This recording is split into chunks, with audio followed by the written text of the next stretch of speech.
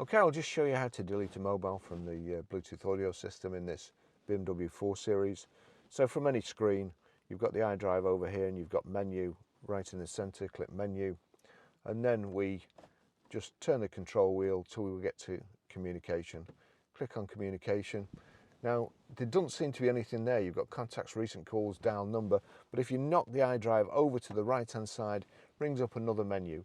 Connect new telephone and manage telephones.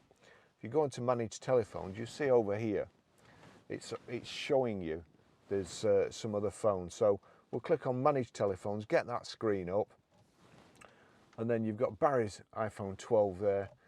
If I just knock over there, brings another screen up again, far more complicated than it need be. Onto delete device, click delete device. Now, just a note, it was showing my phone on there, but that's because it was plugged into here. So you just see, if I plug that in, it just finds it.